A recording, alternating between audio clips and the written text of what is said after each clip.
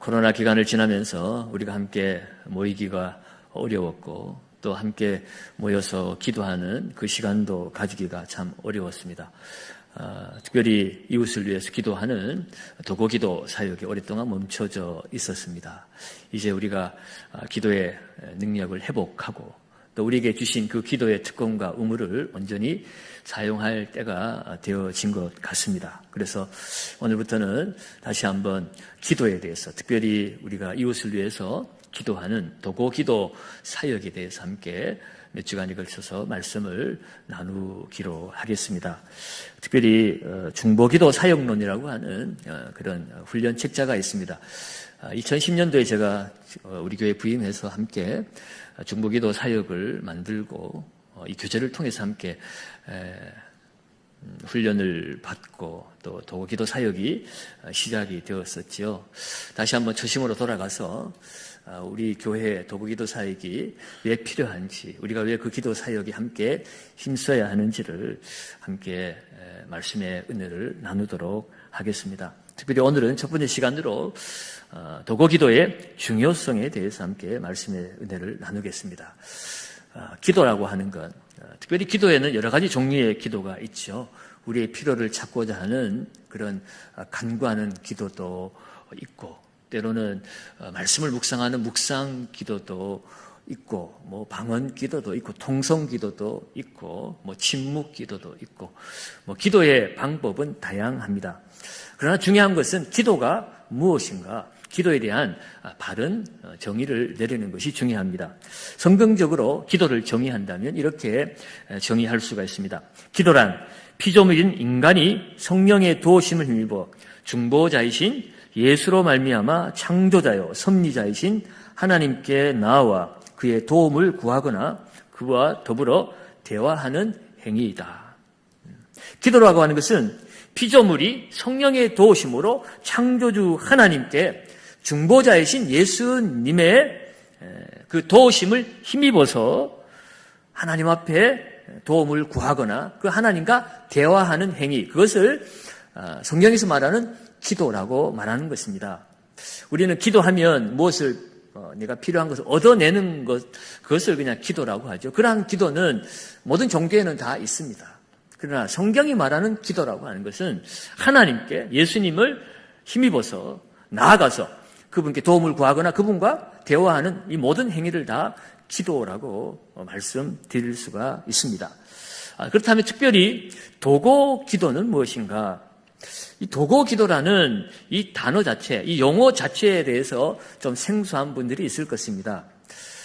저희 교회에서 오랫동안 신앙생활을 하신 분들은 도고 기도가 무엇인지 이해가 갑니다만, 이 도고라는 말은 우리 일상생활에서 별로 사용하지 않는 단어이기 때문에 도고 기도가 도대체 뭐야? 라고 생각하시는 분들이 있을 거예요. 그런 분들은 중보 기도라는 말은 많이 들어보셨을 것입니다. 흔히 한국 교계에서 말하고 있는 중보 기도라고 하는 그 용어 자체가 저희 교회에서 사용하는 도고 기도와 같은 뜻으로 사용하는 용어입니다. 자, 이 도고 기도라는 이 용어가 성경 어디에서 나왔는지 한번 찾아보겠습니다. 디모데전서 2장 1절을 한번 찾아보겠습니다. 디모데후서 전서 2장 1절을 같이 한번 읽어봅니다. 그러므로 내가 첫째로 권하노니 모든 사람을 위하여 간구와 기도와 도고와 감사를 하되. 네. 여기에 보면 사도 바울이 디모데에게 모든 것 중에 가장 우선적으로 해야 할 것이 있다. 그것이 뭐냐라고 했을 때 그것이 바로 기도라고 하는 것입니다. 여기에 기도의 종류가 많이 나옵니다. 간구, 기도, 도고, 감사. 굳이 이것을 나누자면 간구는 우리가 강청하는, 청원하는 기도, 간절히 무언가를 요구하는 그것을 간구라고 말할 수 있고, 기도는 일반적인 기도를 말할 수 있습니다. 그리고 도고라고 하는 이 단어는 중재기도, 중보기도, 우리가 지금 말하고 있는 그 중보기도를 이 도고라고 이렇게 번역을 한 것이었어요. 감사는 또한 감사하며 하는 기도이겠죠. 성경학자들은 오늘 이 2장 1절의 말은 특별히 이렇게 뜻을 나눌 것이 아니라 기도에 대한 전체적인 의미를 용어만 달리해서 강조하기 위해서 이렇게 표현을 했다라고 이렇게 해석을 합니다. 특별히 여기서 주목하고 싶은 것은 도고이지요. 이 도고라는 단어, 왜 도고라고 번역을 했을까? 중국어 성경을 우리가 많이 참조를 했기 때문에 한국교회에서 이 한글 성경을 번역할 때 원어도 참조하고 영어 성경도 참조하고 또 먼저 번역되어진 중국어 성경도 참조를 했습니다. 거기에 보면 도고라고 번역된 이 헬라어가 엔툭시스라는 단어이거든요. 이 엔툭시스라는 말은 영어의 인터세션 라는 말로 연결이 되어집니다. 그러니까 중보기도 또는 중재기도라고 우리가 이 용어를 이해할 수가 있습니다. 그러니까 A와 B 사이에서 둘을 연결시켜주는 중재의 역할, 중보의 역할을, 다리의 역할을 한다는 의미이지요. 그 기도가 기도도 바로 이 중보의 역할, 다시 말해서 하나님과 또 어떤 대상과의 사이에서 중재 역할을 하는 기도라는 것입니다. 간구는 그냥 내가 나의 필요를 하나님께 아뢰는 것이지만 이 도고라고 하는 것은 인터세션으로 번역되어진 이 도고 기도는 하나님과 내가 아닌 다른 사람과의 중간에 서서 그 다리의 역할을 하면서 그 하나님과 그 사람 사이를 이어주는 그런 역할을 하는 기도를 말한다는 것입니다. 그런데 오늘 이 용어를 우리가 왜 도고기도라고 했냐 하면 디모데전서 2장 5절에 이런 말씀이 있어요. 이 말씀을 읽어보면 조금 더 우리가 이해하기 쉽습니다. 디모데전서 2장 5절도 한번 읽어볼까요? 하나님은 한 분이요 또 하나님과 사람 사이에 중보자도 한 분이시니 곧 사람이신 그리스도 예수시라. 하나님도 한 분이고 하나님과 사람 사이에 중보자도 한 분, 곧 예수 그리스도만이 하나님과 사람 사이에 중보자가 되신다라고 말하고 있죠. 여기서 이 중보자라고 번역된 헬라어는 메시테스라는 그런 단어입니다. 메디에이터라는 그런 영어의 단어로 연결이 되어집니다. 그러니까 중재자, 중보자 그런 뜻이죠. 그러니까 하나님과 사람 사이에 중보자는 한 분이라 했을 때 그 중보자의 그 중보라는 단어의 그 용어의 의미와 우리가 이 다른 사람을 위해서 하나님께 기도하는 이 기도를 중보 기도라고 했을 때 그 용어 사용에 혼동을 가져올 수 있다는 겁니다. 우리가 중보 기도라는 단어를 사용할 때 마치 우리가 예수님의 어떤 권리를, 권세를 우리가 침해하는 것처럼 여겨질 수 있다는 거예요. 우리는 결코 하나님과 사람 사이에 중보자가 될 수 없고 오직 예수만이 중보자가 될 수 있다는 것입니다. 여기에서 중보자라고 하는 것은 우리를 대신해서 하나님께 자신을 대속제물로 드리심으로 말미암아 우리를 죄에서 구속시켜 주신 유일한 중보자로서 메디에이터를 말하는 것입니다. 중보자가 되어지는 거죠. 그런 의미에서 이 중보를 말하는 겁니다. 다시 말해서 예수님은 하나님이시면서 사람이신 그야말로 유일무이하신 예수님만이 중보자가 되어지시는 거죠. 근데 우리는 그냥 사람이잖아요. 우리는 하나님일 수가 없습니다. 우리가 다른 사람을 위해서 구속사역을 이룰 수가 없어요. 예수님은 죄가 없으신 하나님이시지만 또한 우리의 죄를 위해서 인간이 되신 분이시기 때문에 그래서 유일하신 우리의 중보자가 되어 주실 수 있고 그 예수님만이 우리의 죄를 대속해 주실 수 있는 분이라는 의미에서 예수님만이 유일한 중보자이시다라는 것이에요. 그러니까 함부로 우리가 그 예수님만이 하실 수 있는 그 중보자의 역할을 우리가 이 기도를 그 용어를 이 중보라는 용어로 사용하면 되겠느냐라는 그런 논쟁이 있었습니다. 그래서 우리가 속해 있는 교단 합동 측에서는 일찍이 이 중보 기도라는 단어를 사용하지 말라라고 그렇게 결정을 내렸습니다. 그래서 우리 경상교에서는 제가 부임하기 이전부터 이 중보 기도라는 용어를 사용하지 않고 도고 기도라는 용어를 사용합니다. 이 도고 기도라는 말은 평소에 쓰지 않으니까 무슨 뜻인지 모르지만 여러분 원어의 의미를 보면 바로 이웃을 위해서 기도하는 그런 의미라고 하는 것이에요. 근데 사실은 전 세계적으로 일반 교계에서 이러한 이웃을 위해서 하나님께 기도하는 것을 한글로 번역했지만 영어로는 intercessory prayer라고 하거든요. 그러니까 뭐 중보기도라는 뜻이에요. 일반적으로는 중보기도라는 용어를 사용합니다. 그래서 우리가 중보기도라는 용어를 사용했다고 해가지고 우리가 마치 내가 이 기도할 때는 예수님의 자리를 내가 빼앗아서 내가 예수님처럼 구속자로서 정말 하나님과 사람 사이의 중보자로서의 역할을 한다. 그런 마음으로 우리가 중보기도를 한다거나 중보기도라는 용어를 사용하지는 않을 것입니다. 그럼에도 불구하고 교회의 덕을 세우기 위해서 한두 분이라도 왜 예수님만이 중보자이신데 함부로 중보라는 단어를 사용하느냐라고 말하는 분이 있다면 우리가 좀 힘들고 어려워도 입이 붙어있고 편하고 이해하기 쉬운 그 용어가 중보기도이지만 우리는 그냥 도고기도라고 그렇게 사용을 하고 있습니다. 사실은 이것도 조금 더 이해하기 쉽게 바뀌면 좋을 것 같아요. 이웃을 위한 기도, 타인을 위한 기도 이렇게 하면 오히려 이해하기 쉽지 않을까 싶습니다. 이제 요즘 젊은 아이들이 자라가고 교회의 중심 멤버들이 되어지면 그 다음 세대를 위해서 우리가 용어도 좀 바꿔줄 필요가 있어요. 우리도 잘 모르는 도구라는 용어를 굳이 힘들게 사용을 해서 어렵게 그렇게 해야 되는가 하는 그런 좀 마음도 있습니다. 때가 되면 우리가 이렇게 시대에 맞춰서 용어 사용도 좀 바꾸어 가도록 노력을 해야 되겠다 그런 마음이 듭니다. 자, 어쨌든 오늘 우리가 이웃을 위해서 기도하는 이 도고기도, 이 도고기도가 왜 중요한가?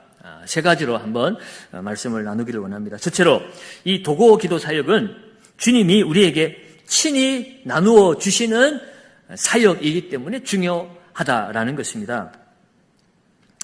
기독교의 신앙은 주님께서 십자가에서 모든 인류를 위해서 구속사역을 완성하신 기초 위에서 기독교는 성립하고 있습니다. 자, 주님이 십자가에서 우리 죄를 위해서 구속사역을 완성하신 것이 오늘 우리에게 어떤 의미를, 기도적인 측면에서 어떤 것이 우리에게 중요한 것인가를 생각해 볼 때에 히브리서 10장 12절 말씀을 한번 보겠습니다. 히브리서 10장 12절 한번 읽어볼까요? 오직 그리스도는 죄를 위하여 한 영원한 제사를 드리시고 하나님 우편에 앉으셨다라고 이야기하고 있습니다. 예수님이 십자가에서 죽으신 것을 죄를 위해서 한 영원한 제사를 드리신 것이라고 말씀하고 있어요. 그리고 나서 하나님 우편에 앉으셨다라고 말씀하고 있지요. 십자가에서 죄를 위하여 영원한 제사를 드리셨는데 하나님 우편에 앉으셨다는 것이에요. 십자가에서 영원한 제사를 드린 것과 하나님 우편에 앉으신 것의 연관성이 무엇인가 하는 겁니다. 그래서 이 말씀의 뜻을 우리가 깊이 생각을 해보면 그리스도께서 대속사역을 끝마치셨다, 완성하셨다라는 선언적 의미가 하나님 보좌 우편에 앉으셨다라는 말로 연결이 되어지는 것이에요. 여러분 아시는 것처럼 구약에서 제사장들이 제사를 드릴 때는 성소에 들어가서 그들이 앉을 수가 없었습니다. 항상 서서 제사를 드렸습니다. 그런데 예수님께서 하나님 보좌 우편에, 하나님의 그 하늘 지성소에 들어가셔서 하나님 보좌 우편에 앉으셨다라는 것은 이제 그 모든 속죄 사역은 다 끝이 났다는 거예요. 제사장들이 제사 드리는 행위는 사실은 우리의 죄를 대속하기 위해서 하는 행위가 제사 제도였습니다. 그런데 우리의 모든 죄가 십자가에서 단번에 다시 반복되어지지 않는 영원한 제사로 예수님이 끝을 내셨기 때문에 더 이상 제사장이 서서 일할 이유가 없는 거죠. 제사를 위해서. 대속사역은 완성되었다라는 선언입니다. 그렇다면 주님께서 구속사역을 완성시키시고 하나님 보좌 우편에 앉아 계신데 도대체 승천하셔서 거기에서 뭘 하고 계시는가 하는 것입니다. 여기에 대해서 히브리서 7장 25절을 한번 보겠습니다. 7장 25절도 같이 읽어봅니다. 그러므로 자기를 힘입어 하나님께 나아가는 자들을 온전히 구원하실 수 있으니 이는 그가 항상 살아계셔서 그들을 위하여 간구하심이라. 아멘. 예수님이 중보자가 되어주셨다라고 했잖아요. 하나님과 사람 사이에 유일하신 중보자. 예수님 때문에 우리가 죄사함을 받는 거예요. 제가 중보자가 되겠다고, 제가 십자가에 올라간다고 해가지고, 제가 거기서 희생적인 죽음을 맞이했다고 해가지고 저를 통해서 누구도 구원을 받을 수가 없어요. 그런 희생적인 삶이 중요한 것이 아니라 그분이 누구인가가 중요한 것입니다. 예수 그리스도는 하나님이세요. 그분이 날 위해서 죽으시기 위해서 인간이 되셨고, 그래서 죽으셨고, 그러나 우리를 다시 살리시기 위해서 3일 만에 살아나셨고, 이제 모든 구속사역을 완성하셨기 때문에 십자가에 그 모든 구속사역을 완성하시고 하나님 보좌 우편에 앉으셨는데, 앉아서 놀고 계신 것이 아니라는 것이에요. 그 구원은 예수님 때문에 되어지는 것인데, 그 예수님께서 항상 살아계셔서 지금 하늘 보좌에서 뭐하고 계신다고 그랬습니까? 그들을 위하여 간구하심이라. 오늘 저와 여러분들이 구원받을 수 있도록 우리 주님은 기도하고 계신다는 것이에요. 지금 세상에서 이루어지는 모든 구속사역은 바로 예수님의 중보기도 사역이 있었기 때문에 그 열매로 우리가 구원받은 겁니다. 예수님이 십자가의 대속사역을 이루셨지만 여러분, 그것을 아는 것과 믿는 것은 다른 거죠. 그것을 알고 있다고 해서 구원받는 거 아니잖아요. 성경책 읽었다고 해서 성경책에 예수님이 인류의 죄를 위해서 죽으시고 부활하셨다라고 그것을 기록된 걸 읽었고 그런 일이 있네, 그걸 아는 것하고 구원은 상관없는 거예요. 그것이 믿어져야 되죠. 믿음으로 그것을 받아들이는 거죠. 그것이 어떻게 가능한가? 그것은 바로 주님께서 나를 위해서 기도하고 계시기 때문에 그 중보의 열매로 내가 그 믿음을 가지게 되어지는 것입니다. 그 놀라운 일이 지금 이루어지고 있어요. 그래서 로마서 8장 34절에도 보면 이런 말씀이 있습니다. 같이 한번 읽습니다. 누가 정죄하리요? 죽으실 뿐 아니라 다시 살아나신 이는 그리스도 예수시니 그는 하나님 우편에 계신 자요 우리를 위하여 간구하시는 자시니라. 아멘. 로마서 말씀에서도 예수 그리스도께서는 지금도 살아 계셔서 우리를 위하여 간구하고 계시다는 것이에요. 그런데 한 가지 차이는 히브리서에서는 우리의 구원을 위해서 간구하고 계신데, 이 로마서 8장에서 우리를 위한 주님의 중보 기도 사역은요, 그 문맥이 조금 다릅니다. 이미 구원받은 우리를 위해서, 우리의 삶에 대해서도 주님은 우리를 위해서 기도해 주고 계신다는 것이에요. 로마서 8장 말씀, 우리가 이어지는 말씀을 알잖아요. 누가 우리를 그리스도의 사랑에서 끊으리요? 환난이나 공고나 기근이나 적신이나 위험이나 칼이나 생명이나 천사들이나 권세자들이나 사망이나 그 어떤 것도 우리를 사랑하는 그 하나님 사랑에서 끊을 수 없으리라. 왜요? 주님이 날 위해서 기도하고 계시기 때문에.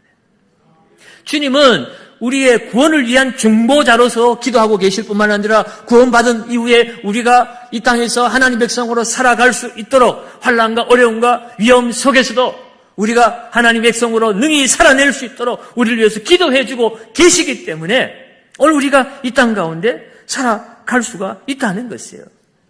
이 놀라운 중보 사역을 주님께서 지금도 살아계셔서 하늘 보좌에서 우리를 위해서 기도하고 계신다는 것입니다.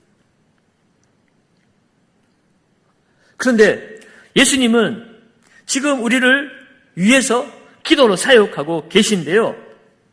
그 말은 다시 말해서 오늘 이 세상 만물을 주님께서 다스리시고 통치하고 계신다는 것입니다. 주님이 기도하심으로 온 세상에 하나님의 백성들을 통해서 하나님의 나라를 이 세상 가운데 다스리고 계신 것을 우리가 깨달아야 하는 것입니다.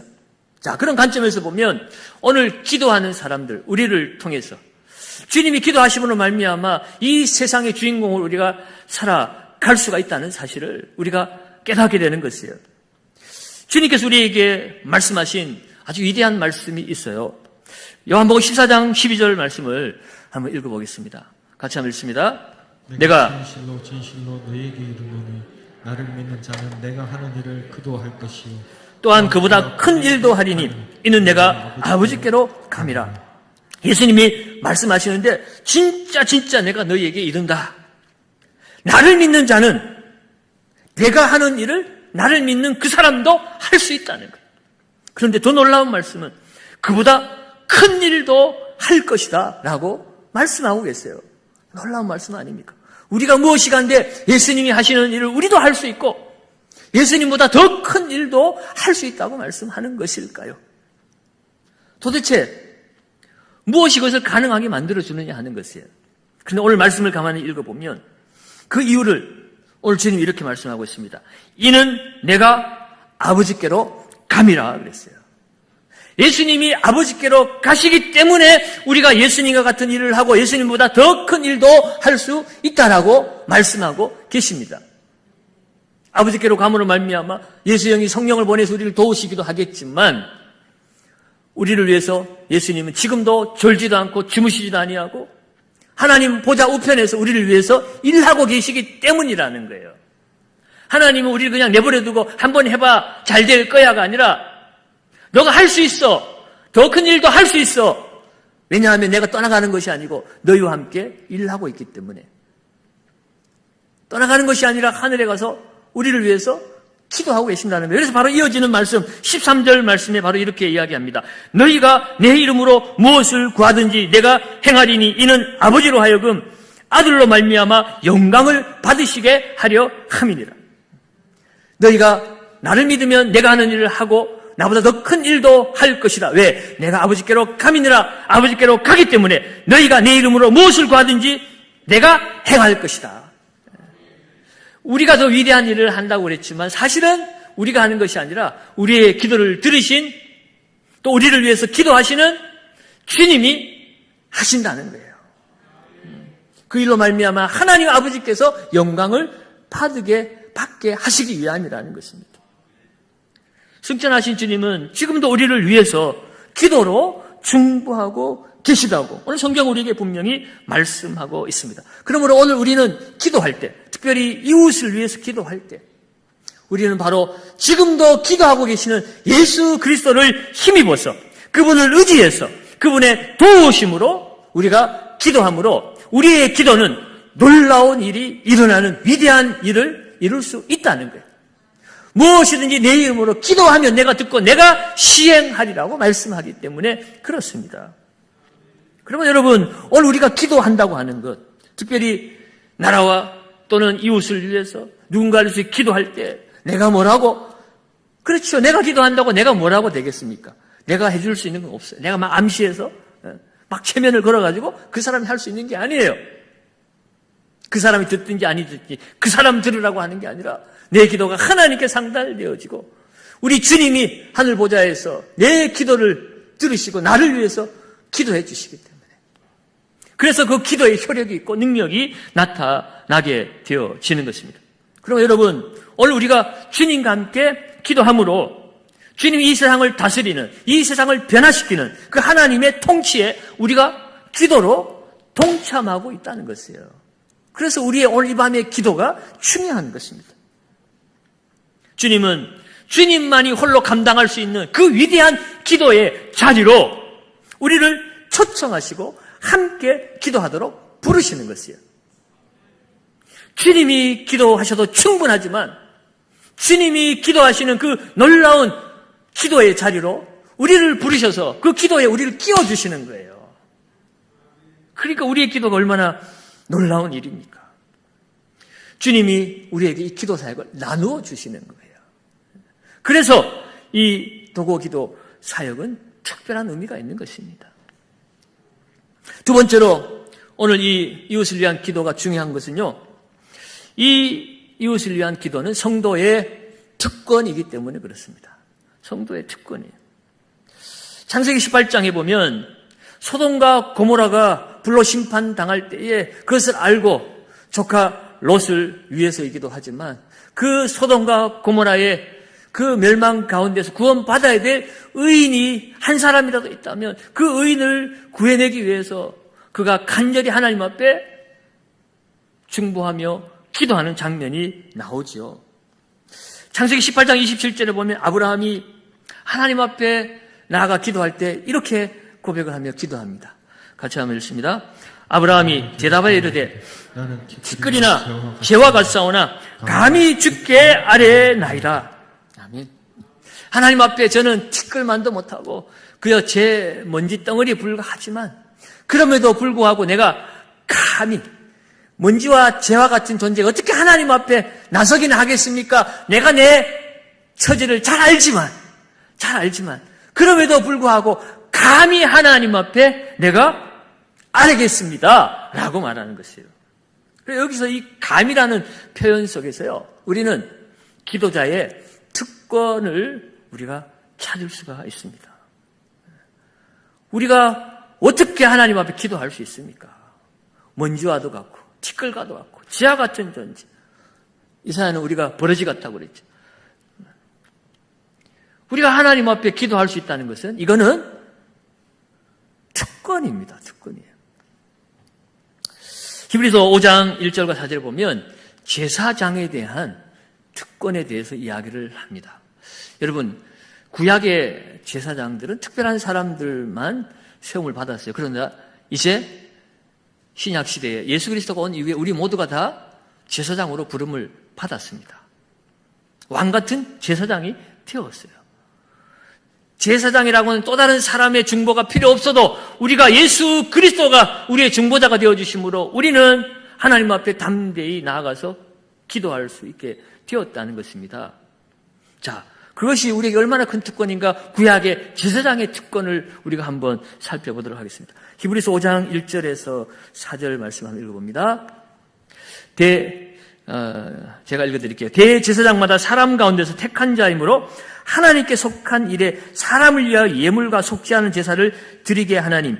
그는 무식하고 미혹된 자를 능히 용납할 수 있는 것은 자기도 연약에 휩싸여 있음이라. 그러므로 백성을 위하여 속죄제를 드린 것 같이 또한 자신들 위하여도 드리는 것이 마땅하니라.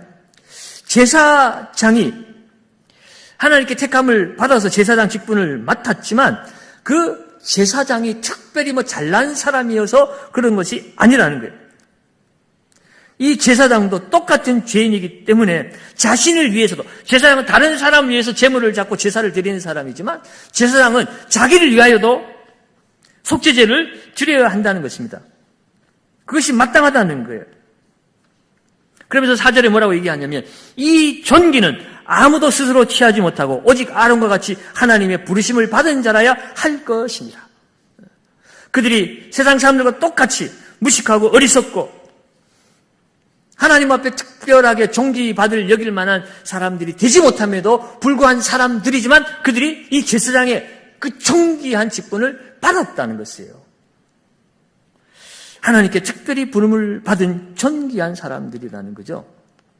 이것을 오늘 우리에게 대입을 해보면 우리도 하나님 앞에 특별히 구원받을 만한 자격이나 능력이 없는 사람입니다. 그런데 하나님 우리를 선택하셔서 하나님 자녀로 삼아주시고 그리스도의 그 놀라운 기도 사역에 우리를 초청하셔서 우리가 기도하면 오늘 주님께서 우리 기도를 들으시고 그대로 응답하시고 시행하신다고 말씀하시는 이 놀라운 기도의 특권을 우리에게 허락해 주셨다는 것이에요. 여러분, 제사장들이 하나님 보좌 앞에 나가는 것이 얼마나 어려운 일이었습니까? 그들이 죄를 품고 흠이 있으면 하나님 앞에 함부로 나아갔다가는 즉사를 당하는 그런 어마무시한 그런 하나님 앞에서의 제사장들이었어요. 그런데 이제는 우리가 제사장이 되었을 때는 어떻게 되었습니까? 히브리서 10장 19절에는 이렇게 얘기합니다. 그러므로 형제들아 우리가 예수의 피를 힘입어 성소에 들어갈 담력을 얻었나니, 하나님 앞에 담대하게 나아갈 수 있다는 거예요. 구약시대 제사장들처럼 혹시나 내가 알지 못하게 지은 죄가 있는 것은 아닌가, 내 허물과 내 흠으로 말미암아 하나님 앞에 함부로 나아갔다가 죽는 것은 아닌가, 벌벌 떨면서 두려운 마음으로 하나님의 성소에 들어가는 것이 아니라 이제는 담대하게 들어가자는 거예요. 왜? 예수의 피가 있기 때문에. 나의 허물 때문에가 아니라 예수님의 의로움 때문에 우리는 하나님 앞에 나아갈 수 있게 되었다는 거예요. 예수의 보혈로 우리를 덮었기 때문에 하나님 우리를 보실 때 우리의 허물과 흠을 보는 것이 아니라 예수의 피를 보시고 예수의 의로움을 가지고 나에게 의롭다고 말씀해 주시는 것입니다. 왜요? 주님이 지금도 우리를 위해서 중보하고 계시기 때문에. 그럼 여러분, 오늘 우리가 하나님 앞에 감히 나아가게 되었어요. 감이라기보다는 이제는 담대히 나가는 게 맞겠죠.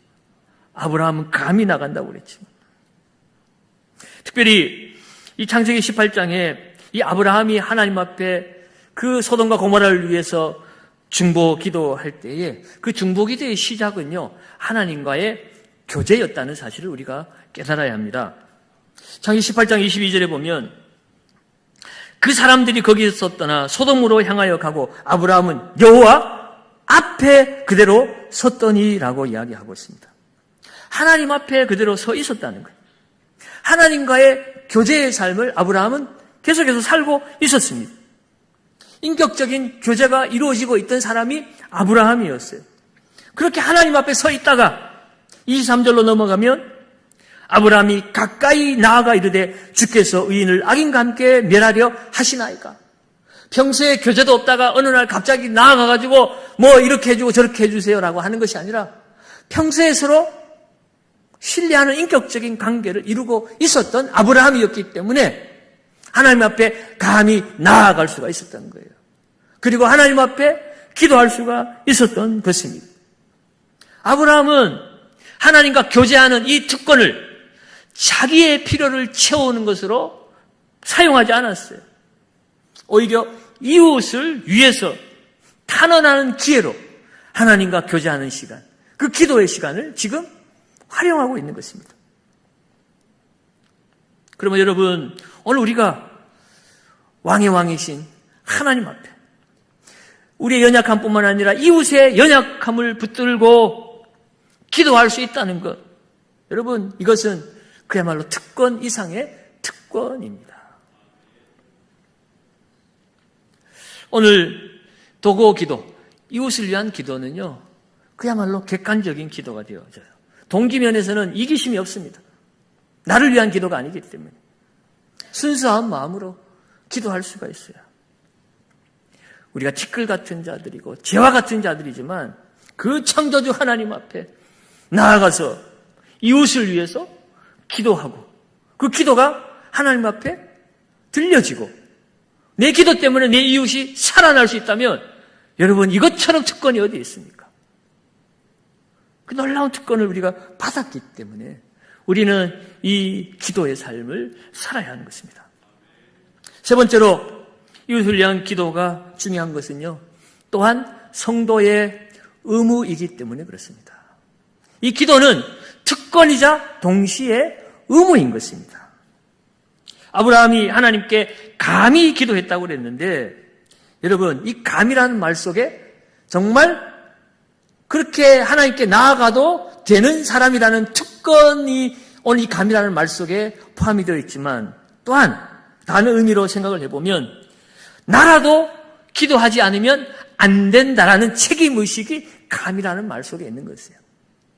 내가 모른 척하고 그냥 가만히 있으면 될 일이지만 내가 하나님을 귀찮게 해서라도 내가 감히 하나님 앞에 이 소돔과 고모라를 위해서 내가 아뢰겠나이다 라고 말하는 것은 그것이 내 의무이고 책임이기 때문에 나라도 그렇게 기도하지 않으면 이 소돔과 고모라는 살 길이 없기 때문에 그래서 내가 하나님 앞에 기도합니다 라는 그런 의미가 이 감이라는 말 속에 포함이 되어진 것이에요.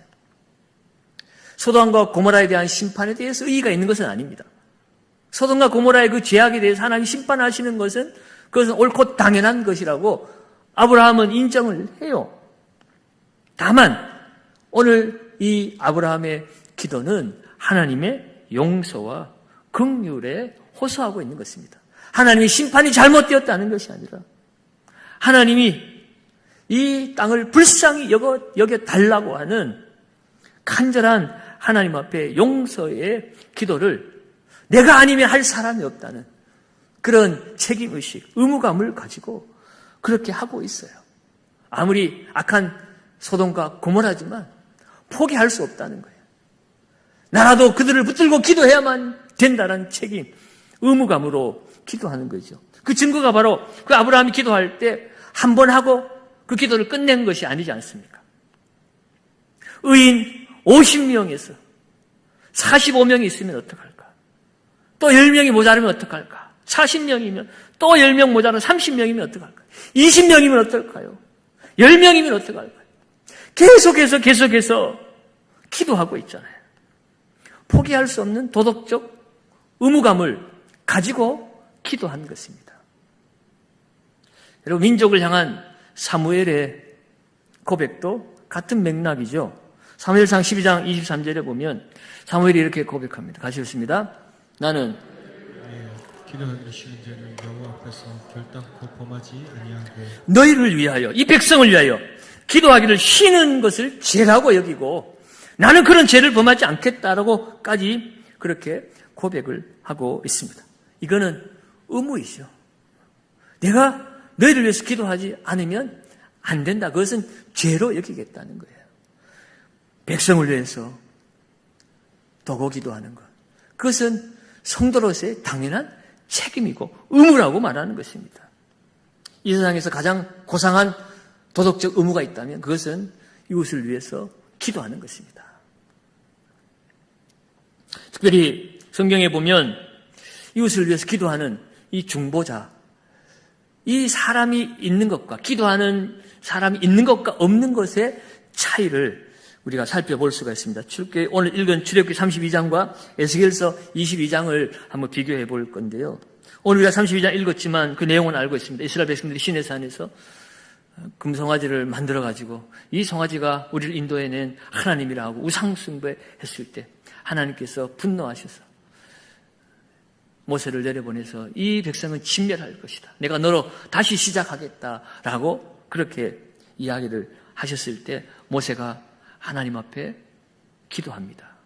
바로 도고 기도하는 것이에요. 민족을 위해서. 출애굽기 32장 11절과 12절 말씀을 한번 읽어보겠습니다. 같이 읽습니다. 제가 안 줬나요? 네. 결론적으로 보면 출애굽기 30장 14절을 보면 여호와께서 뜻을 돌이키사 말씀하신 화를 그 백성에게 내리지 아니하시니라. 분명히 내가 이 백성을 다 죽여버리고 모세 너를 통하여 다시 시작하겠다라고 말씀하셨는데 그런데 14절에 가가지고는 하나님이 뜻을 돌이키셨다는 거예요. 그 백성에게 내리기로 했던 그 모든 화를 거둬들이셨다는 것입니다. 그 이유가 바로 모세가 하나님 앞에 중보자가 되어 기도했기 때문에 그 내용이 이렇습니다. 11절과 12절에 모세가 그의 하나님 여호와께 구하여 이르되 여호와여 어찌하여 그 큰 권능과 강한 손으로 애굽 땅에서 인도하여 내신 주의 백성에게 진노하시나이까? 어찌하여 애굽 사람들이 이르기를 여호와가 자기 백성을 산에서 죽이고 지면에서 진멸하려는 악한 의도로 인도하여 내었다고 말하게 하시려 하나이까? 주의 맹렬한 노를 그치시고 뜻을 돌이키사 주의 백성에게 이 화를 내리지 마옵소서라고 이야기합니다. 뜻을 돌이키고 이 백성의 화를 내리지 마십시오. 차라리 나를 죽여달라고까지 얘기를 해요. 모세는 이 백성을 위해서 자기 목숨을 걸고 중보자가 되어서 기도했던 것입니다. 그 중보 기도자로 인하여서 결론은 이 이스라엘 백성들이 죽지 않았다는 거예요. 화를 면했다는 것입니다. 근데 비슷한 상황이 에스겔서 22장에 나옵니다. 이번에는 유다 백성들이 하나님의 언약을 어겼습니다. 우상숭배했습니다. 그래서 그들은 심판받아 마땅한 상황에 처해졌고 결국은 멸망을 당했습니다. 북이스라엘은 아수르에게 멸망을 당하고 남유다는 바벨론에게 멸망을 당했죠. 그들이 멸망을 당할 수밖에 없었던 이유를 에스겔서의 말씀에서 이렇게 얘기합니다. 에스겔서 22장 30절과 31절을 같이 한번 읽어봅니다. 그래요. 이것도 제가 읽어드릴게요.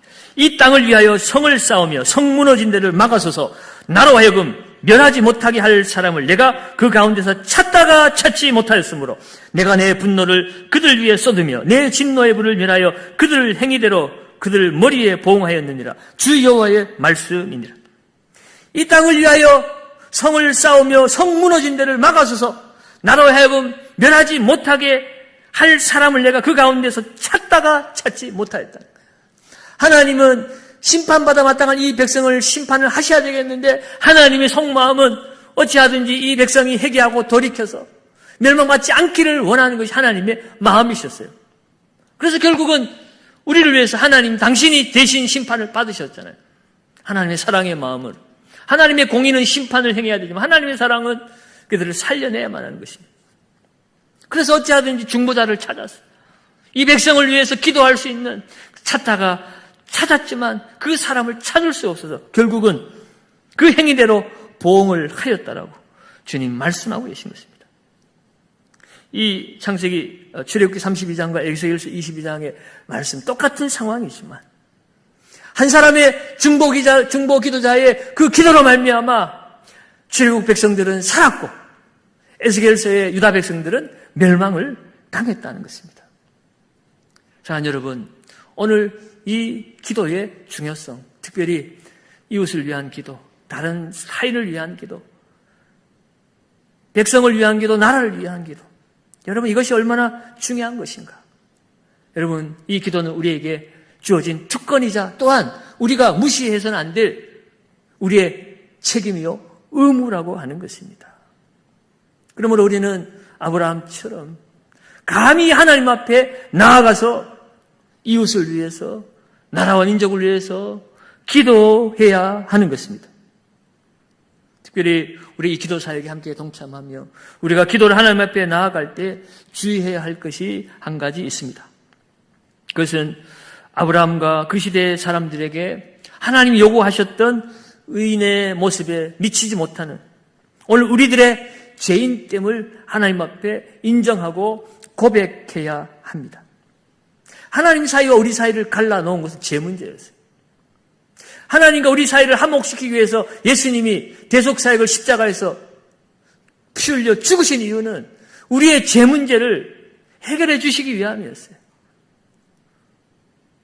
우리의 구원의 문제, 주님이 우리의 원죄의 문제, 십자가에서 해결해 주셨으므로 구원받은 백성이 되었지만, 그러나 주님과의 교제 가운데 감히 하나님 앞에 나아갈 수가 있다고 그랬습니다. 우리가 지속적으로 기도를 하고 기도 응답을 받고 이 놀라운 중보 기도 사역의 승리를 늘 맛보며 살기 위해서는 하나님과의 그 교제를 단절시키는 우리 안에 숨겨진 죄나 고백하지 않은 죄나 우리의 습관적으로 되어지는 이 악한 것들이 있다면 그것을 먼저 제거해 버리는 것이 필요하다는 것입니다. 그것이 바로 회개의 기도이지요. 오늘 하나님 앞에 나아가는 것을 가로막고 있는 우리의 죄를 우리 하나님 앞에 고백해야 됩니다. 왜냐하면 하나님 또 용서해 주시기 때문에. 우리가 기도할 때 예수님의 보혈이 나의 모든 죄를 씻기셨음을 믿고, 내가 또다시 죄를 범했을지라도 요한에서 1장 9절의 말씀처럼 만일 우리가 우리의 죄를 자백하면 그는 미쁘시고 의로우사 우리의 모든 죄를 사하실 것이요. 오늘 우리의 죄를 다시 사해 주실 것에 대한 믿음과 확신을 가지고 나아가야 합니다. 그러면 여러분, 오늘 이 시간 우리가 기도할 때 하나님의 관점으로 우리의 문제를 볼 수 있어야 합니다. 그리고 그 문제를 가지고 하나님 앞에 고백하며 나아가야 합니다. 하나님 우리를 너무나 잘 아십니다. 우리와 같이 인간이 되셨기 때문에, 우리 인간의 모든 연약함을 다 알고 계시기 때문에, 우리의 허물도 알고 계십니다. 그래서 주님은 우리에게 회개하면 용서해 주시겠다고 하는 거예요. 우리의 한계를 알기 때문에. 오늘 우리는 주님이 하늘 보좌에서 지금도 우리를 위해서 기도하고 계시기 때문에 우리는 담대히 주님 앞에 기도할 수가 있습니다. 우리가 기도하는 것은 우리가 깨끗해서, 우리가 무슨 기도의 능력을 얻어서 남들보다 어떤 경건의 시간이 더 많아서 기도할 수 있는 것은 아닙니다. 오늘 제 가운데 뒹굴다 왔어도 오늘 깨달은 마음으로 주님의 그 십자가 보혈 앞에 나는 아무것도 할 수 없는 연약한 존재임을 고백하고 하나님의 눈으로 죄를 직면하고 그것을 하나님 앞에 고백하며 날 좀 도와달라고, 날 좀 새롭게 해달라고, 날 좀 고쳐달라고 주님 앞에 기도하고 나아가면 하나님은 얼마든지 나를 이 순간 나를 새롭게 하시고 나를 깨끗게 하시고 나로 하여금 하나님의 그 놀라운 기도의 사역에 나를 부르시고 나와 함께 그 하나님의 놀라운 이 기도의 특권을 나누시기를 원하시는 주님이신 줄로 믿습니다. 이 믿음 가지고 다시 한번 우리가 기도의 삶으로, 기도의 사역자로 다시 한번 하나님 앞에 감히 나아가서 주님과 함께 이 위대한 삶을 살아갈 수 있는 저와 여러분들 되시기를 예수님의 이름으로 축원드립니다.